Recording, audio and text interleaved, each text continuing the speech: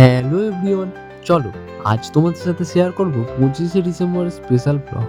আর বড়দিন মানেই তো সেটা একটু অন্যান্য দিনের থেকে একটু বেশি স্পেশাল, তাই আরও দিনটাকে স্পেশাল করে তুলতে আমরাও বেরিয়ে পড়েছিলাম সল্টলেক যাওয়ার উদ্দেশ্যে।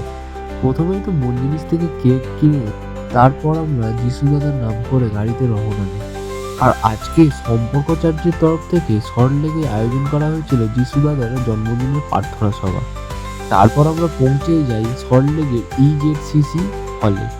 আর ওখানে ঢোকা মাত্রই দেখা মিলল একসাথে দুটো সেন্টার, আর তাদের সাথে একটু ফটো তুলে আমরাও চলে গেলাম অডিটোরিয়ামের ভিতরে। আর ঢুকেই তো স্টেজটা দেখে তো পুরো অবাক, যেন কোনো কনসার্ট দেখতে এসেছি, এত সুন্দর করে সাজিয়েছিল চারিদিকে লাইট দিয়ে। প্রার্থনা শুরু হওয়ার বেশ কিছুক্ষণ আগেই আমরা ঢুকে পড়েছিলাম অডিটোরিয়ামে। আর ধীরে ধীরে তো লোকজন আসতে থাকলো, আর এই সেন্টারটাও তো এখানে বিশাল এন্টারটেনমেন্ট করছিল সবাইকে। তারপরে তো প্রথম প্রার্থনা দিয়ে শুরু হলো প্রার্থনা সভা। বেশ সুন্দর সুন্দর ডান্স পারফরমেন্স, আর তার সাথে সাথে প্রভু যিশুর গান, আর এত মানুষের আনন্দ, চারিদিকটা পুরো স্বর্গের মতো হয়ে উঠেছিল।